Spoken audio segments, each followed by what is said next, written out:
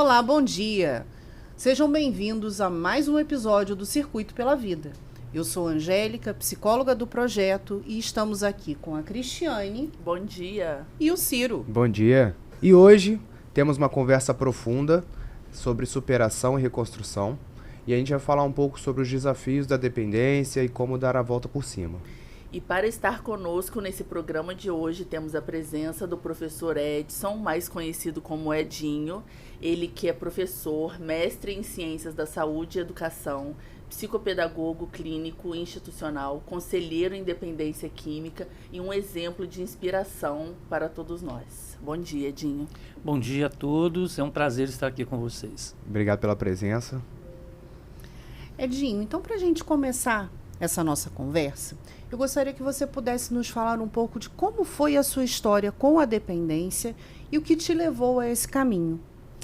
Então, a questão da dependência, o meu relacionamento com ela, foi, eu tinha 12 anos de idade. E eu vivia aquela onipotência da adolescência, né? Onde eu sei tudo, não, deixa comigo. E, infelizmente, eu acabei conhecendo, né, a droga, novo ainda. Com 14 anos eu já estava envolvido com o tráfico.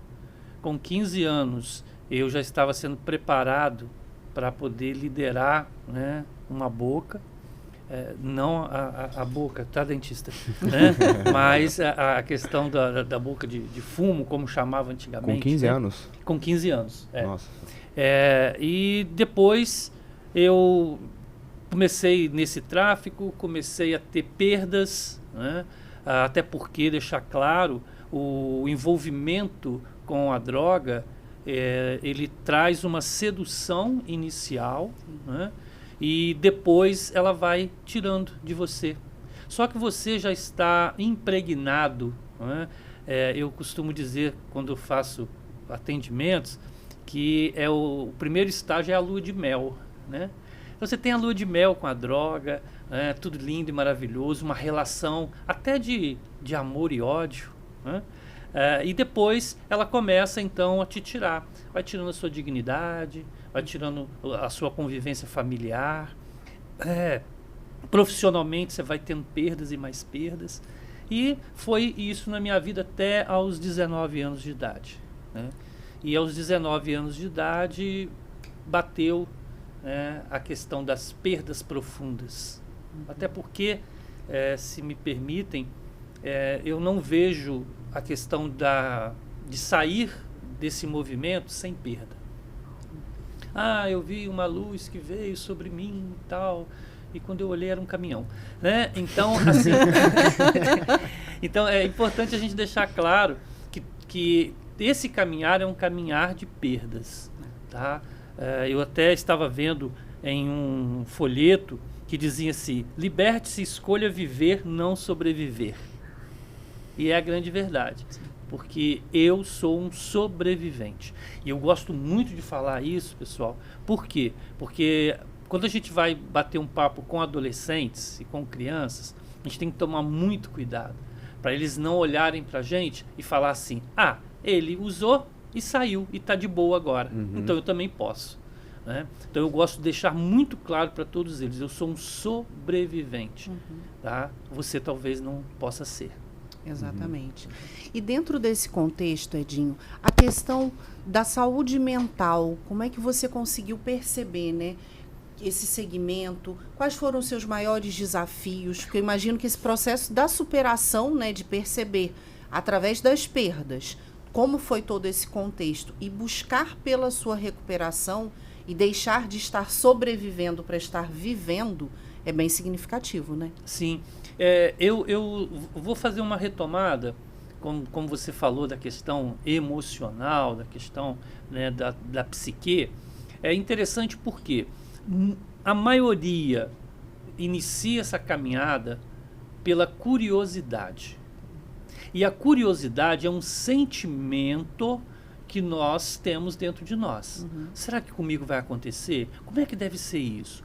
Por isso que eu também falo com as pessoas que falam, Edinho, eu quero ter uma palestra na minha escola, na minha instituição e tal. E eu falo, tá, mas se você vai fazer isso com crianças, adolescentes, jovens, não se fala de efeito.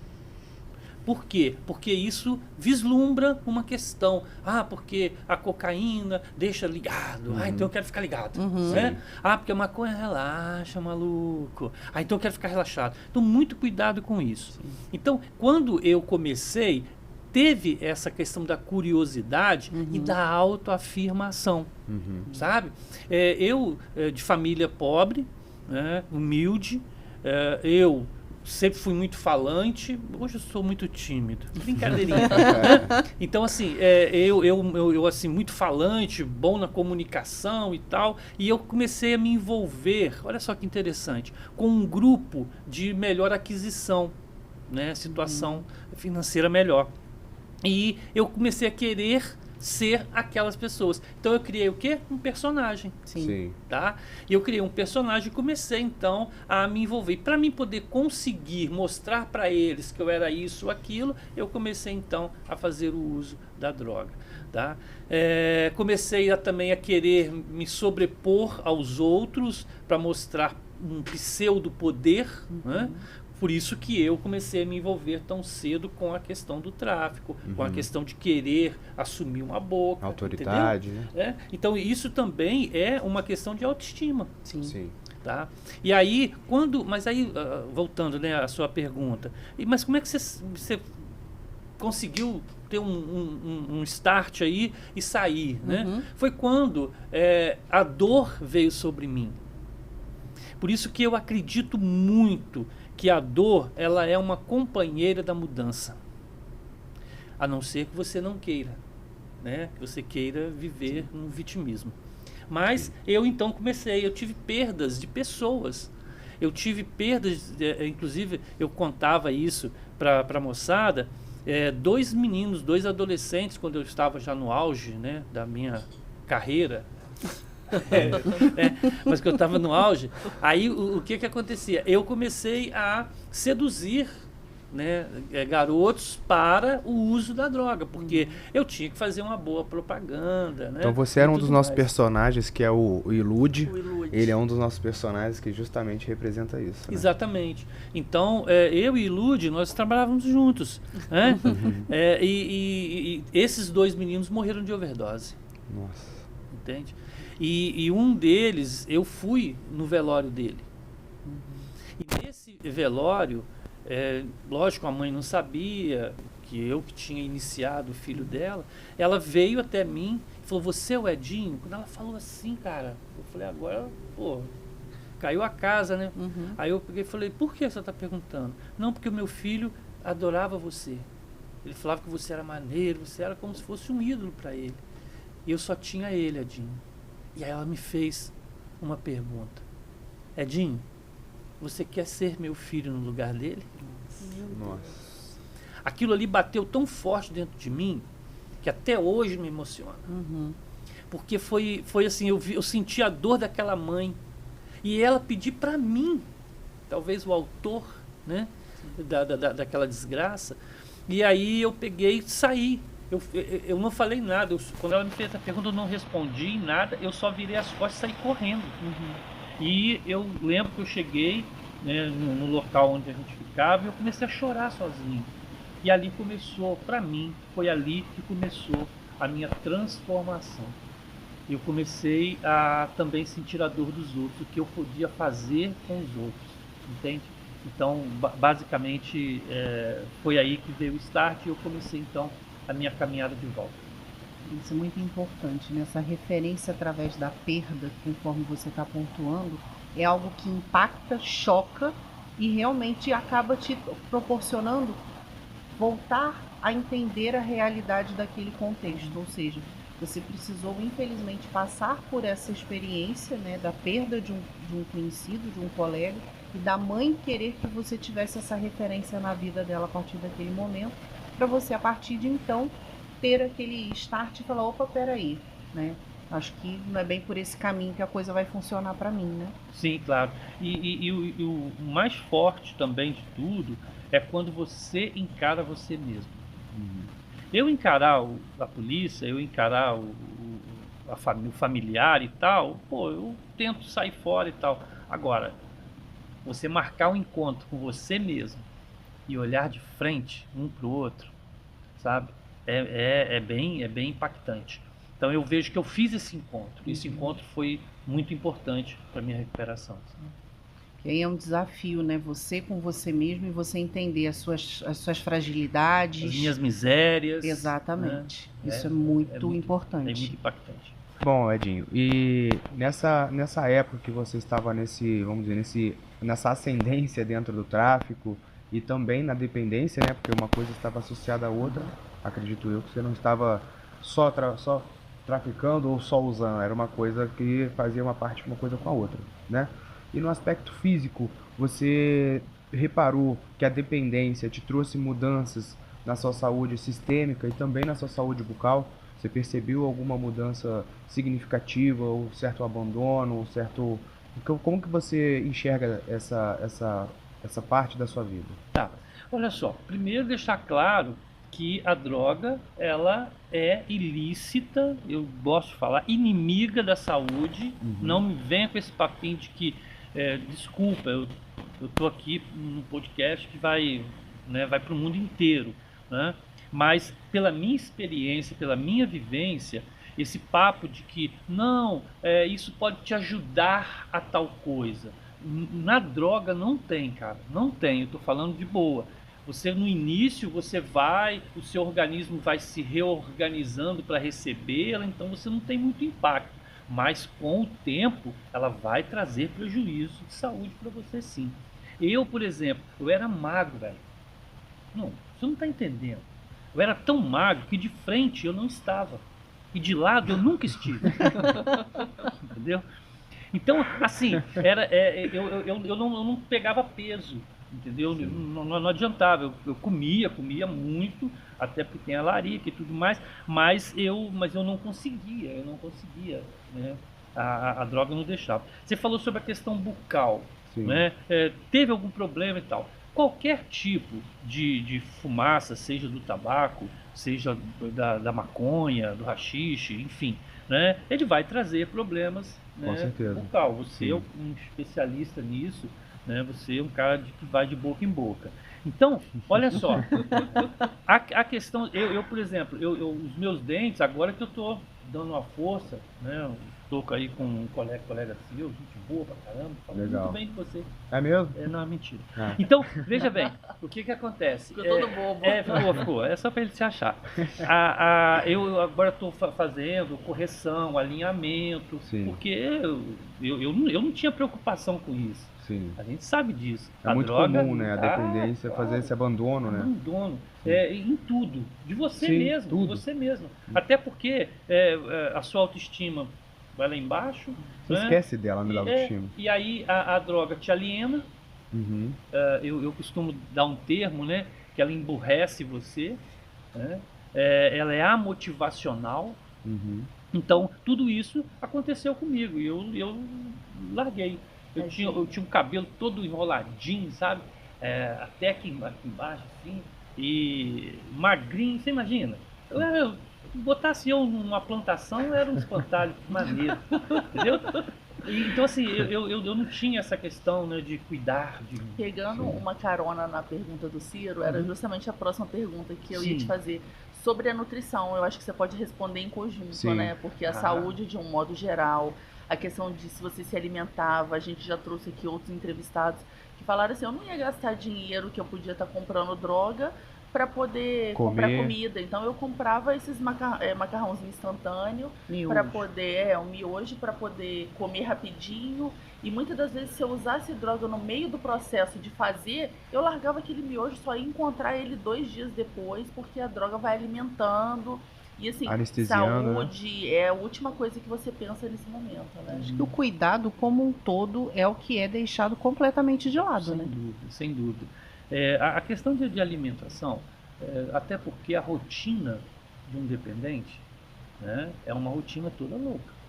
né? Não tem horário, não tem nada. E ainda mais você no movimento, então aí que você não tem mesmo, né, horário para nada. Eu falava assim, eu comia muito, a quantidade não é a qualidade, né? Então muita besteira, muita coisa, sabe, que você vai... O que tem aí? Até mesmo assim, ó, chegou o lanche, né? Chegou o rango. Aí você ia olhar lá, era aquele podrão e tal, não sei o que você mandava para dentro, muito refrigerante, muito açúcar, muita coisa assim. O café, por exemplo, né? Que ainda, hoje eu já não posso, eu só tomo café descafeinado, né? Mas o café era litros, né? Até para você poder ficar ligado com os arrebites. Tá ligado o que é Sim, isso? sim. Eu não sei. Depois eu te conto. Aqui, mas é uma associação de um estimulante, né, ligado com a cafeína, que também é um estimulante. Então você unia isso para poder ficar ligado. Muitos usavam isso até porque você tem que vir à noite, ficar de olheiro e tudo mais, né? Então assim, nutrição, nada, velho, nada mesmo. É o que a dependência traz mesmo, né? É um abandono. E aí você começa a ter, se força a ter dietas muito pobres de nutrientes, né? Com muito açúcar, coisas rápidas, com pobre em nutrientes. Acaba sendo uma dieta cariogênica que atrapalha a sua saúde bucal, atrapalha a sua saúde sistêmica, porque você perde questão de nutrientes no organismo. Então é uma consequência muito, muito grave isso, né? Vamos dizer, você sentiu muito isso depois, quando você, vamos dizer, caiu em si e começou a procurar ajuda para reverter esse quadro? Como é que foi essa questão? Então, a minha restauração, vamos dizer assim, né, ela se deu tendo que modificar tudo na minha vida. Eu tive que pegar todo o Edinho até ali e falar com ele, ó, valeu, tchau, foi um prazer. Agora eu tenho que ser outra pessoa no sentido, né, de comportamentos, né, do cuidado, enfim, tudo isso. Então, você sente? Claro que sente. É como se você para de usar droga, você tem o quê? Crise de abstinência. Correto? Assim também. Né? O café, por exemplo, que eu gosto de ressaltar, porque a gente acha que está tudo tranquilo, maravilhoso. Quem toma muito café, quem está acostumado com a cafeína, se ficar sem, vai ter crise de abstinência. Vai ter dor de cabeça, vai ter sudorese, vai ficar irritado. Eu não posso nem falar muito porque eu compartilho esses sintomas aí. Mas depois eu te levo lá para minha casa de recuperação. Então, olha só, a grande questão é essa. Então você tem que realmente fazer. Eu tive, lógico que eu senti. Você sente a falta da rotina. Sim. Cara, crise de abstinência hábito, né? comportamental. Sabe a sexta-feira? A gente brinca, chama de sexta-feira, né? Quando você chegava na sexta-feira, o cérebro ele já está programado. É como se fosse um processo de condicionamento, sim, né? Sim, mas porque você já está preparado, o seu cérebro já começa a reagir, a buscar, né, a dopamina, já começa a buscar o seu prazer imediato. É algo fantástico, que as pessoas acham que não existe, que é bobeira, que isso aí... Nada, é você que pensa. Sim, o pensamento é isso. Mas é uma descarga de hormônio, né? Velho, É fisiológico. Não tem como. É ele querendo. Sim. Tá? É a programação que é feita mental. E aí, eu, inclusive, quando eu trabalhei, né, como voluntário em uma clínica lá em Barra Mansa, eu via a ressaca do pessoal no domingo e via a crise de abstinência na sexta. Eles ficavam de boa segunda, terça, quarta, quinta. Aí deu sexta-feira, eles já levantavam meio diferente. E tinha uns que ficavam afastados na sexta-feira, olhando pro nada e usando droga mental, sabe? Eles fingiam que estavam fumando um beckzinho e tal. Caramba. Aí a gente chegava, deixava eles lá na vibe deles e tal. Depois a gente chegava. E aí, o que você está sentindo? Como é que foi? Eu falei, cara, é fogo, né? Não pode falar palavrão. É fogo, poxa, não sei o que, tal. E a gente trabalhava isso neles, né? Então, essa sequência pós, né, terminou, parei, não quero mais para minha vida, você vai ter uma luta grandiosa. Eu falo com todo mundo, não vem aqui que eu nunca vou te falar, pode ficar tranquilo que vai ser fácil, mas não vai mesmo. É uma luta muito grande e somente com você acreditando na vida é que você pode se recuperar. Por isso que eu não sou muito a favor da pedagogia do terror, sabe? Porque mata, porque não sei o quê. Não. Vamos falar de vida, vamos falar de amor, vamos falar de restauração, vamos falar de alegria. É isso. Porque aquilo já causou muito impacto na vida daquela pessoa, né? Eu quero que ele se alimente de coisas positivas, Com certeza. entendeu? Então, quando eu coloco na mesa a refeição da vida, né, lá com os meus meninos, com o pessoal, eu coloco sempre isso. A alegria, o amor, a felicidade, a vida que você tem condições de resgatar. Que bacana. Com certeza. Que bacana. E sem contar também, né, Edinho, que é um processo. Não é só o dependente que vivencia situações, né, em seus afetos, ou seja, é um reflexo que todas as pessoas que estão próximas também vivenciam situações muito delicadas, né, e que é um processo que envolve principalmente a família. Adoece todo mundo, gente. A Organização Mundial de Saúde fala que a cada um dependente na família arrasta mais 4, não para a dependência, mas para a codependência. Sim. E a codependência é uma doença que se assemelha à dependência. Aí, se você, muitas das vezes, se me permite, muitas das vezes você faz um belo trabalho com o dependente. Aí ele volta para casa, recai. Por quê? Porque a família está doente. Adoece ele também. Por quê? Porque vem a vigilância, a insegurança, a falta de confiança. Pô, o cara foi ali na padaria, mas encontrou com o colega dele, conversou 5 minutos, chegou em casa, a mãe falou, por que você demorou? Não, mãe, eu tava o quê? Dá O que sua você mão tava aqui, fazendo? deixa eu cheirar, olha seu olho. Pô, aí vai recair. Então a gente precisa trabalhar com a família. Não existe recuperação do indivíduo se não trabalhar o coletivo. Exatamente. Entendeu? Sim. E é o que a gente faz lá. E como é que ficou a sua relação com as pessoas mais próximas a você nesse período que você fazia o uso das substâncias e no período da sua recuperação? Bom, quando eu fazia uso, era superficial, né? Eu tinha uma relação muito arenosa, vamos dizer assim, dentro da família, porque você é acusado, né? Ah, para o que você está fazendo, tal. Porque os meus pais, como eu falei, muito humildes, eles não tinham noção do que estava acontecendo, noção clara, consciência, né? Eles sabiam assim, meu filho é fogo, chega cedo em casa, porque eu nunca cheguei tarde em casa, tá, gente? Sempre às 4 horas da manhã, 5 horas. Chegava com pãozinho já para café da manhã. Cedo, né? Então assim, a minha mãe ficava me esperando, meu pai ficava aborrecido, brigava com a minha mãe e aquela coisa toda. Então foi bem desorganizador dentro de casa. Em escola, por exemplo, né, eu fiquei reprovado, né, na antiga 7ª série, hoje 6º ano, né, eu fiquei reprovado. E não adiantava porque eu colocava a culpa nos outros, que isso é uma característica, né, do adicto, né?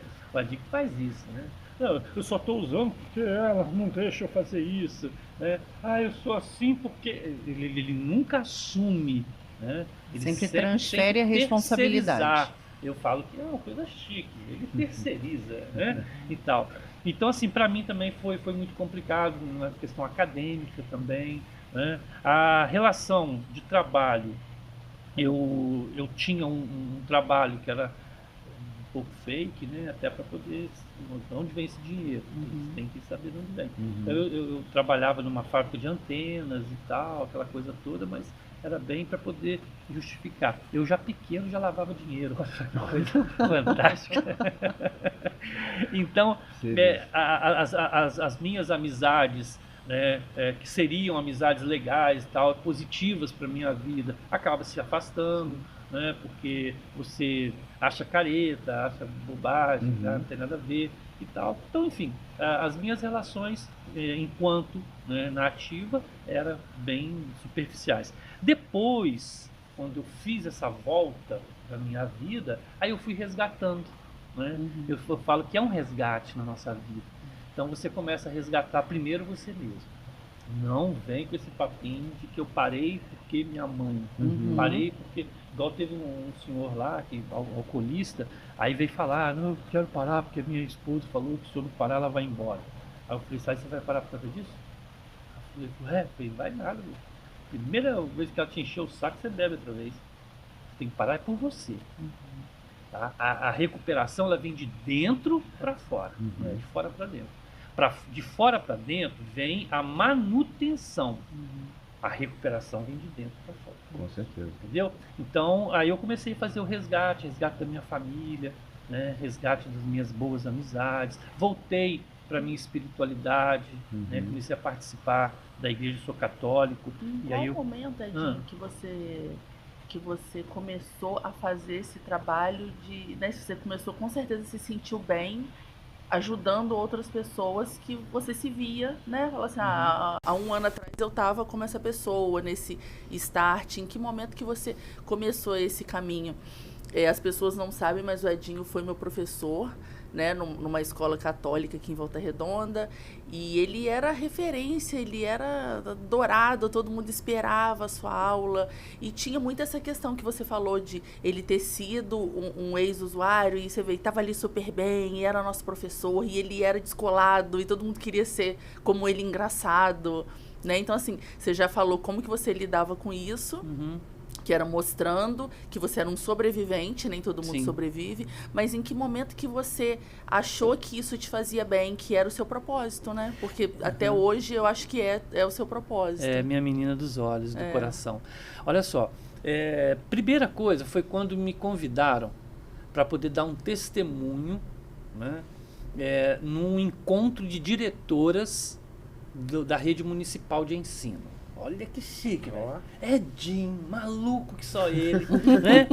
Vai dar um testemunho, porque o tema central desse encontro das diretoras era a adolescência, entendeu? E aí, velho, eu, de macacão, eu usava macacão, né?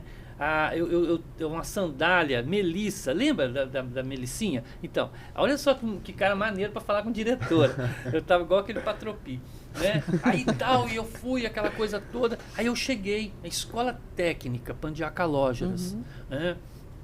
Aquele moleque tal, chegando lá e tal. Aí o segurança não deixou eu entrar.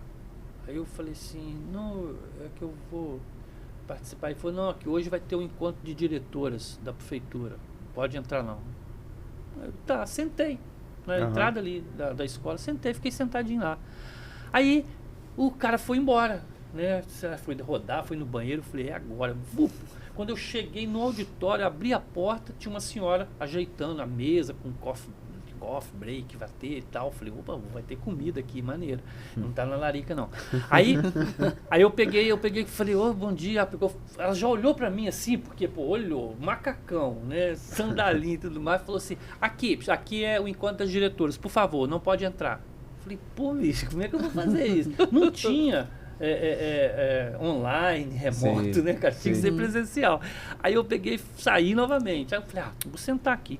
Bom, quando começar a chegar, alguém vai me ver. Aí sentei, aí chegou a diretora de um colégio que tinha me convidado. Edinho, tudo bem, tal. Aí eu falei, agora sou eu, né? Aí ela me colocou pra dentro. A senhora que estava arrumando lá, quando me viu, né? Mais uma vez, falei, que menino insistente, né? Aí ela pegou e falou assim, vocês estão me vendo, então vocês podem entender. Aí, você pode não, vai aqui. Aí eu falei, não, vou ficar aqui. E dei tchau pra ela e sentei. Aí sentei e fiquei lá. Aí ela ficou incomodada, rapaz. Aí, composição de mesa, aquela coisa, secretária, né, de educação e tal. Aí, de repente, fala assim, hoje o nosso convidado é o jovem Edson Santos Ribeiro, mais conhecido, né, como Edinho. Aí eu levantei, aí eu olhei pra mulher e fiz assim pra ela, minha vingança e tal. E ali eu fiz o meu depoimento. E quando terminou, várias diretoras de escolas começaram a me chamar para ir na escola dar o depoimento. Olha só. E aí eu falei, caramba, cara, que maneiro, né? Falei, pô... Você falou de uma forma cativante, né? Foi maneiraço mesmo. Aí ela falou, não, vai na minha escola, tal. Eu peguei, comecei a ir nas escolas. E sabe o que acontecia? Eu terminava, a moçada vinha. E aí, Malu, maneiro, hein, cara? E tal. Aqui, tipo assim, velho, eu tenho um colega meu. Um colega meu. Sempre o colega. É um personagem do colega, né? Um amigo oculto. Aí, tá, porque ele tá com isso. Como é que faz pra poder... E aí eu comecei a entender, veio aí o despertar pra mim, que eu poderia ajudar pessoas. Com o meu jeito, com a minha forma de ser. Você tinha o direito de fala, porque você era um sobrevivente. Isso. Você tem o dom da palavra, você tinha, né, assim, você cativava todo mundo com a forma como você expunha a sua história, então... E foi maneiraço. Aí eu comecei, conversava com eles e tal, marcava com eles pra gente conversar melhor depois. Teve uma escola que eu fiquei, na hora do recreio, eu terminei o meu depoimento, aí veio o recreio. Aí eu fui... saindo assim, um me chamou, aí o outro veio. Quando eu vi, eu estava sentado no pátio e a galera toda em volta, fazendo pergunta, batendo papo e tudo mais. Sim. E aí eu falei, cara, é isso que Deus me E a me linguagem deu. que você usava também para de fato conseguir cativar outra eles coisa, e igualar, né? É outra coisa Aquilo que a gente estava falo, conversando bicho. antes da gente começar a gravar. Tem, para certos tipos de público, a gente tem que ter a linguagem diferenciada, né? Aquilo que você trabalha lá na sua casa de recuperação e nas suas palestras que você dá, não é isso? Isso. Até quando eu vou falar com pais, eu falo, tem uma técnica. Eu vou falar com a meninada, é outra. Sim. Eu falo até com as diretoras ou com as pessoas que me chamam, entendeu? Eu falava, gente, eu vou falar com a meninada, não é? Então vocês não ficam bravos comigo, não. Eu vou ser papo reto. Meu papo não faz curva. Sim. Entendeu? Então, cara, no circuito da vida, o papo tem que ser reto. É isso aí. Com certeza. Mas certeza. escreve isso aí pra gente Gostei do pular. bordão, né? E foi assim que se deu o meu despertar e eu tô até hoje aí trabalhando com isso. Muito bom, muito bacana. Só retomando, como na época, quando você citou, no caso, o velório de um conhecido, um velório de um amigo, e o fato da mãe dele ter te tocado, né? Mas dentro, assim, da sua trajetória, teve algum fato em específico que te fez essa virada de chave e aí começar a retomar e aí, sim, tomar coragem para se encarar no espelho e ver você, bater de frente você com você mesmo, aquilo que a gente estava conversando antes? Teve algum fato específico para isso? E como foi essa retomada também, assim, bem do começo? Sendo bem sincero, eu vejo que não é um fato. Para mim foi um conjunto de fatos. Sim. Sabe por quê? Porque assim, eu não vou aqui elencar assim, foi aquele momento que. Para mim existe um despertar e depois as coisas vão se solidificando, sabe? Então assim, esse fato desse menino, dos dois, né, em si, o suicídio de uma menina que eu namorava, eu tive a minha mãe que passou mal em uma das confusões que eu arrumei. Enfim, foram várias coisas. E por fim, o que mais eu posso dizer foi o amor próprio, cara. Quando eu comecei a olhar ao meu redor, o que eu estava plantando, eu comecei a ver que eu estava sendo um suicida. E se me permite ser bem impactante aqui, todo usuário de droga é um suicida em potencial. Porque no fundo, a droga em si não é para o prazer de usá-la, é para tentar matar alguma coisa que ele não consegue trabalhar. Sim. E aí ele vai tentando, só que ela é anestésico. Né? Eu sempre falo isso. O anestésico, ele te dá um momento de prazer, mas ele não cura a sua dor. Sim. E aí, como não cura, a pessoa cansa de buscar e ela então cansa de viver. Por isso que quando eu tive o despertar do amor próprio, eu comecei a falar, Edinho, cara, velho, pô, você é maneiro, você é gente boa, sabe? Eu comecei a acreditar em mim, Sim. sabe? E aí quando eu comecei a acreditar em mim, que foi a grande diferença, o grande pulo para fora do circuito da morte e entrei no circuito da vida. E essa fase, você estava mais ou menos com qual idade, assim? Já era 18 para 19 anos. 18 para 19 anos. Foi aonde eu comecei, então. Foi tudo muito novo, né? Você Foi muito, novo, muito precoce, saiu né? novo. Por isso que eu sou novo, entendeu? Só que você me deu aula, deve ter uns 20 anos. É desnecessário. A parte de números a gente deixa para a parte da matemática da coisa. Vamos... Deixa as exatas para lá.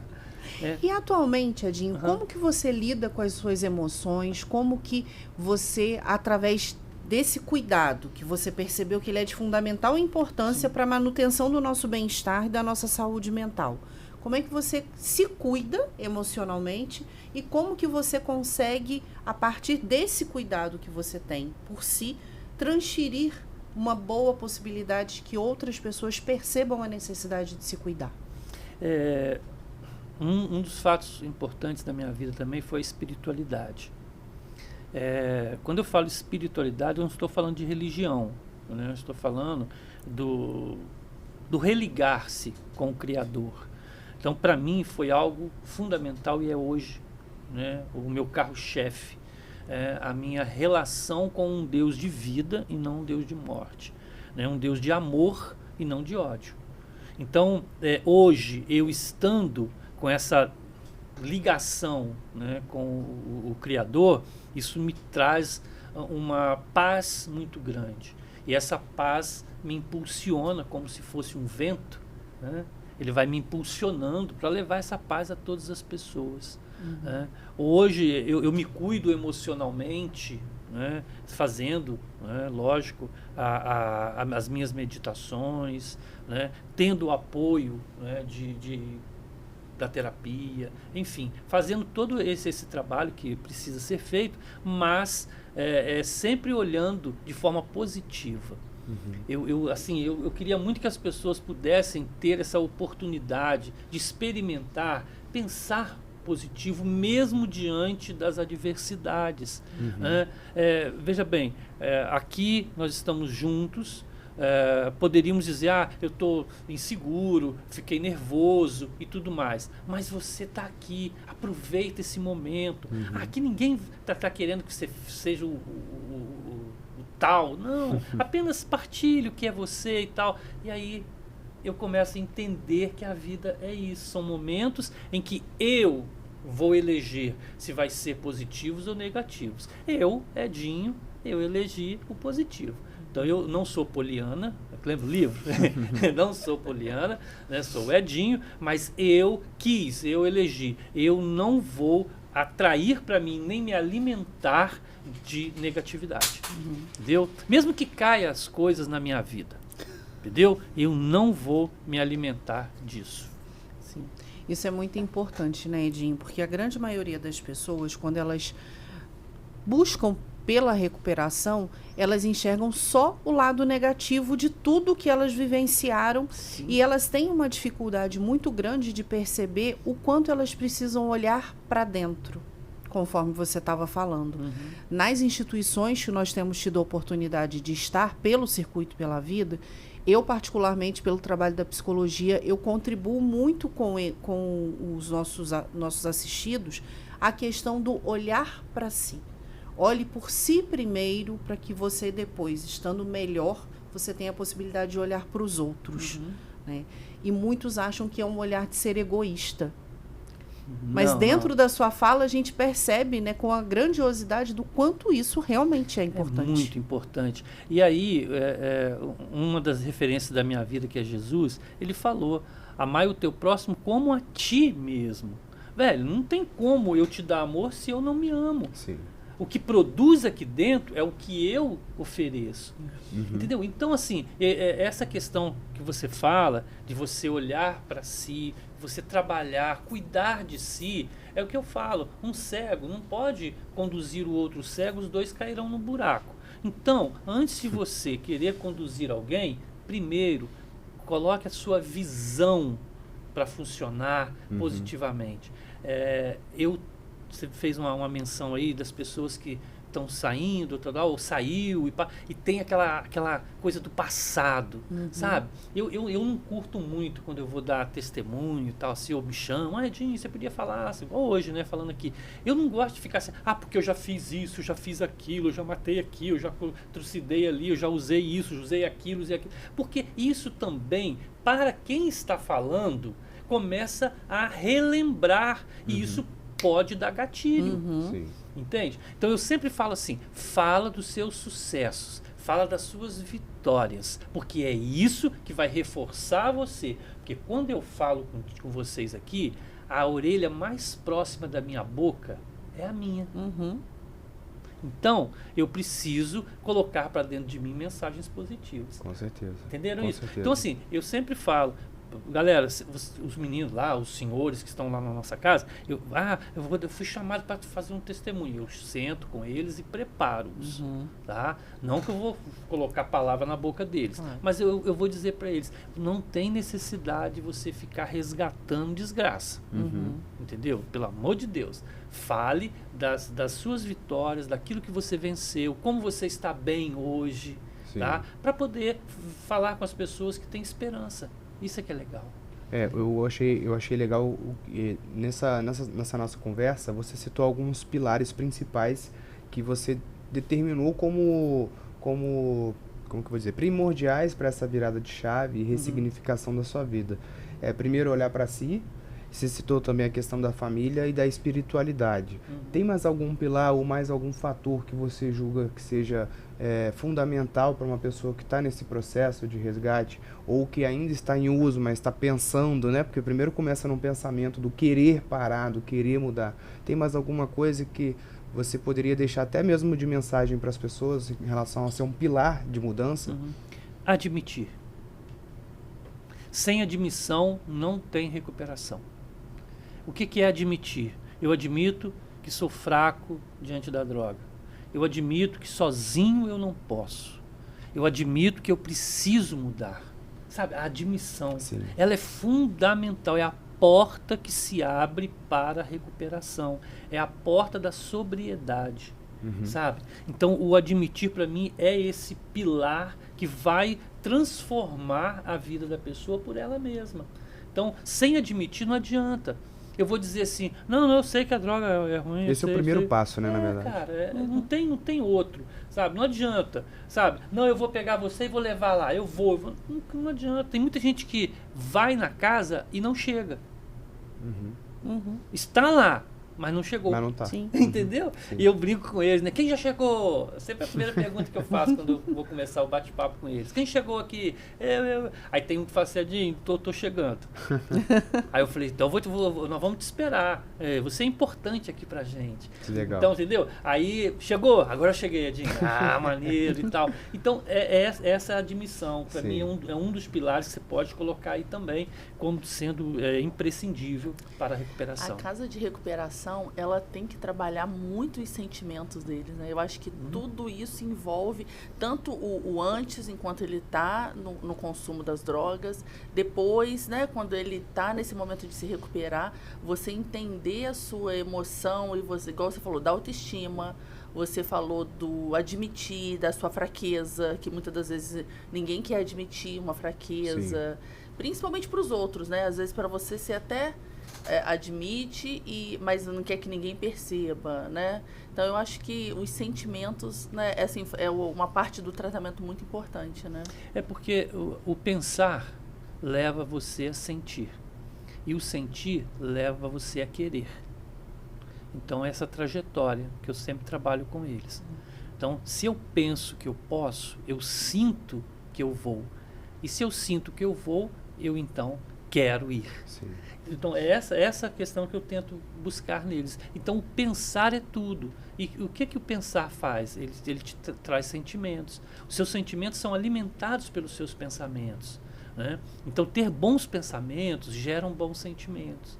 E eles chegam lá com um bom pensamento? Não De chega. jeito nenhum. Chega tudo atrapalhado, tudo muito louco. Né? Então você tem que organizar o pensar para poder trazer novos sentimentos. E que esses sentimentos te levem, né, a querer. puxando um pouquinho para a área da nutrição, eu queria que você falasse um pouco hoje como que você cuida da sua saúde, que é realmente, enquanto você está, né, utilizando as drogas, a nossa saúde vai, né, ela vai sendo abandonada. Se você já tem uma predisposição a uma diabetes, se você já tem uma predisposição a uma pressão alta, né, uma hipertensão arterial.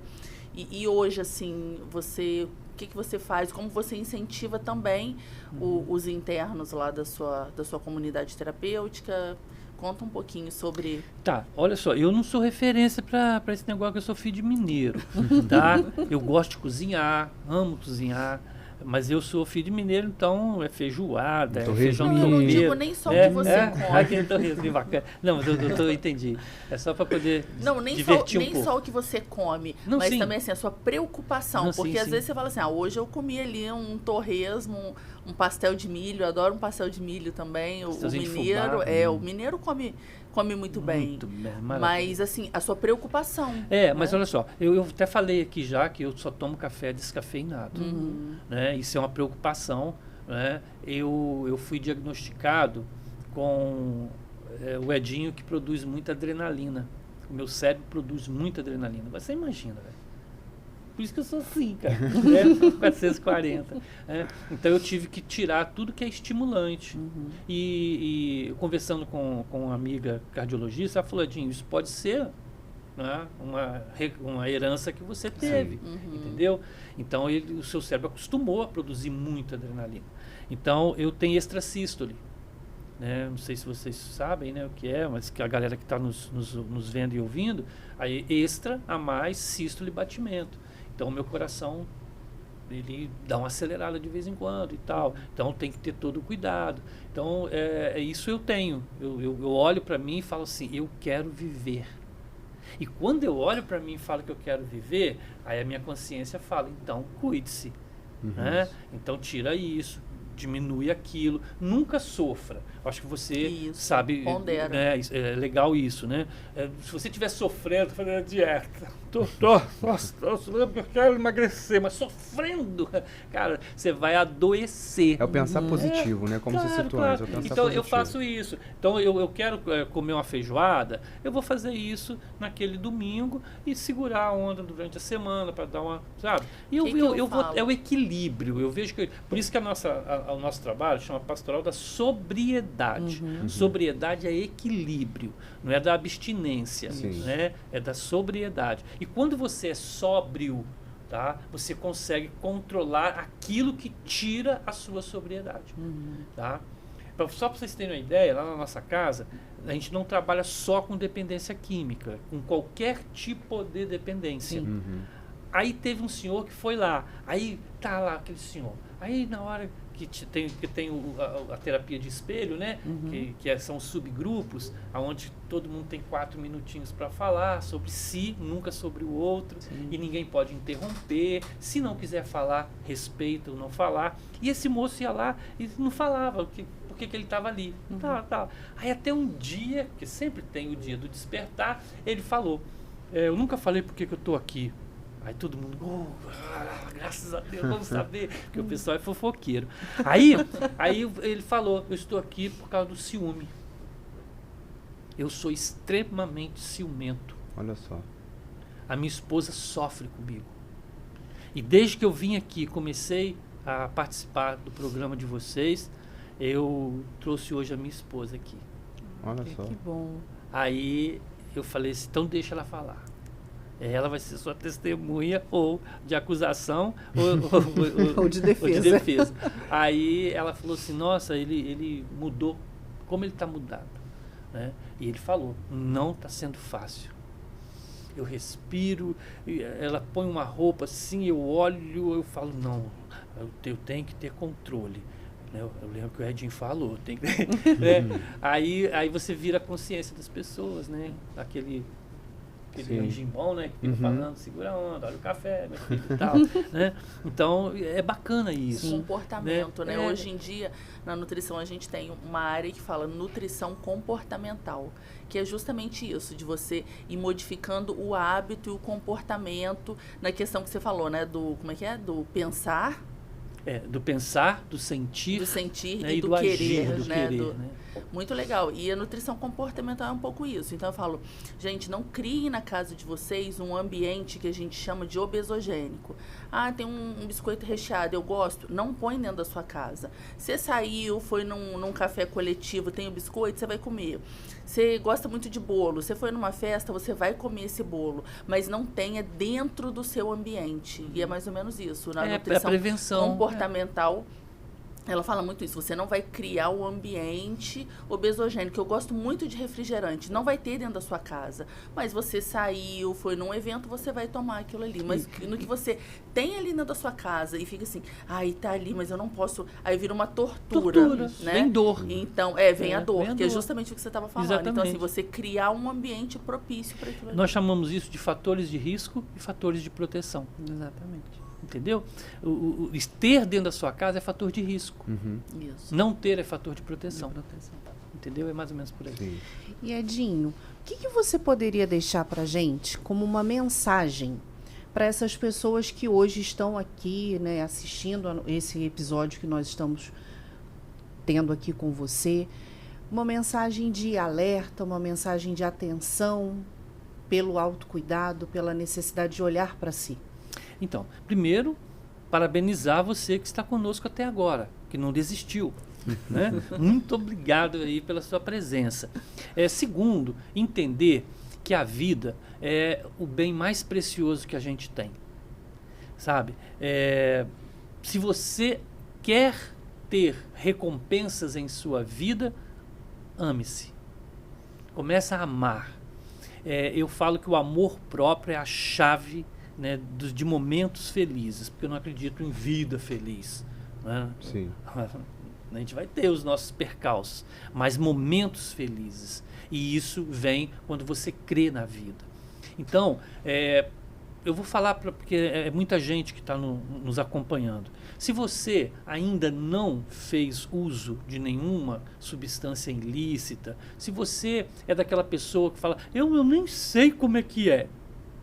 Nem precisa saber, tá? Pode ficar tranquilo, vai viver a sua vida. Tá perdendo nada, né? Tá nada, bicho, tá nada. Então, continue nessa ignorância, porque essa é a ignorância sábia, tá? Para você que já experimentou, a gente fica muito preocupado porque a predisposição, a tolerância, tudo isso não vem no nosso certidão de nascimento, tá? Você acaba descobrindo.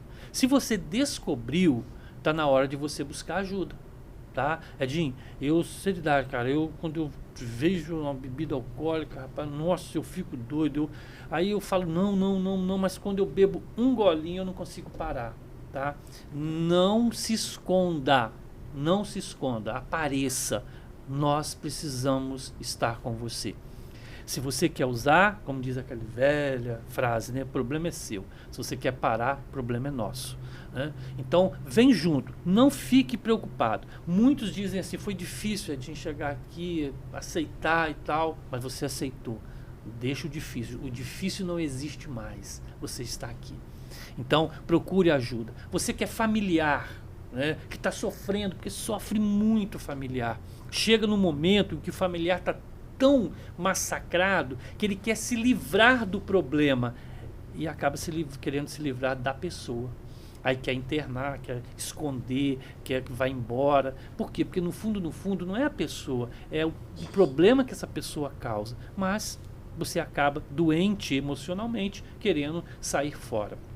Então procure também ajuda. Nós temos lá o nosso grupo de família, onde só familiar participa, o dependente não participa. Toda terça-feira, posso falar? Claro. Deve. Obrigado. Jabá. Né? Então vamos lá. A nossa casa, a Casa Santíssima Trindade, fica no Retiro, muito fácil de encontrá-la, é mais fácil de encontrá-la do que a Boca de Fumo. Então, olha só, tem o antigo Hospital São José ali no Retiro, tem um posto de gasolina do lado. Então, a rua, ela fica entre meio um e o outro. Aí você sobe, tem um colégio São Francisco de Assis, tem muitas referências. Aí você vai olhar o colégio São Francisco de Assis, não entra, porque não é ali, tá? Passa o colégio, você vai ver uma casa de 3 andares, tá? Um portão azul, até que tá precisando pintar. Aí você é ali que é a nossa casa. Rua Fernando Ferrari, número 128, no Retiro. Aí toda terça-feira, às 7 horas da noite, tem o grupo de autoajuda. Tá? Aberto para todo mundo, inclusive vocês estão convidados a ir lá, dar uma olhadinha, ver como é que é e tal. Vou vendo vocês chegarem, nossa, vou fechar a porta. Aí, brincadeira, vai ser muito, vou ficar muito feliz. Aí, na terça mesmo, às 6 da tarde, tem um grupo de família. Nós usamos essa manobra, por quê? Porque o familiar, ele ia na quarta, aí ele falava assim, mas eu já venho na quarta, vim na terça também, aí sempre tem o, né? Pessoal, é uma maravilha. Aí a gente colocou assim, terça-feira, 6 horas, a família chega, tem a reunião para eles, e eles já ficam 7 horas para o grupo de autoajuda. E para os dependentes, quinta-feira, 7 da noite, só para os dependentes. Não pode familiar ir nem outra pessoa. Quinta-feira, 7 da noite. 7 da noite. Só para os dependentes. Só para os dependentes. Sabe como é que chama o grupo? ABS. ABS? É. O que significa ABS? Eu não sei, brincadeira. Amigos em Busca da Sobriedade. Eu dei esse nome por causa do freio ABS. Entendeu? Bacana. Aí eu falei, freia, né? Freia bem freado para você recomeçar a sua caminhada. Aí ficou o grupo ABS, né? Grupo Amigos em Busca da Sobriedade. Então, terça-feira, 6 horas família, depois grupo de autoajuda e quinta-feira, às 7 horas da noite, só para os dependentes. Perfeito. Nossa, essa nossa conversa foi maravilhosa, mas estamos chegando ao término de mais esse episódio do Circuito pela Vida. Edinho, a sua vivência e todo esse trabalho que você tem executado foi de fundamental importância para que as pessoas possam ter acesso a todas essas informações que você compartilhou conosco. Nós estamos imensamente felizes de ter tido você aqui como nosso convidado e de antemão já vou te deixar um convite para estar com a gente de novo, porque foi tão bom que tem que ter dose dupla. Foi mesmo. Vai ficar com dependência, hein? Com certeza temos mais muitos assuntos para tratar. Hoje foi sim. uma conversa muito especial. Muito obrigado pela sua presença aqui. E trabalhar no Circuito pela Vida é uma oportunidade única de poder fazer a diferença na vida das pessoas. Isso é sem dúvidas. Edinho, queria te agradecer. Meu professor querido, fiquei muito emocionada de te ver de novo. Muito bom, né, saber que você continua nessa trajetória, continua referência em aconselhar e resgatar pessoas da dependência química. E queria te agradecer mais uma vez. Eu quero fazer o meu agradecimento porque eu acredito que nada é por acaso. Tudo tem um porquê, né? Eu estar aqui hoje, junto com vocês, tem alguma coisa que o universo está mexendo. Então, vamos trabalhar juntos. Eu me coloco à disposição, né, de vocês, a nossa casa. Eu gostaria muito que vocês visitassem, Com certeza. né, para que a gente pudesse trocar. Né? Eu vejo que a vida é isso, né? Sim. A gente acumular não faz bem. Sim. Guarda um bolo para você ver. Se você não comer, ele vai mofar. Aí você vai perder. Você podia ter dado o sabe? exemplo da banana, não precisava ser bolo, podia ser uma maçã. Mas tem um bolo diet que é fantástico, delicioso, feito com essa banana que você acabou de falar.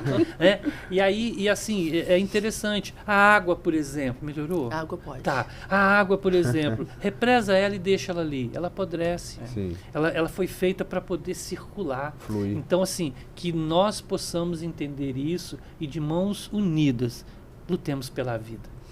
Com certeza. Com certeza. Agradecemos imensamente a vocês que estão aqui conosco até agora, mas não se esqueçam de curtir, compartilhar e seguir as nossas redes sociais. Até a próxima.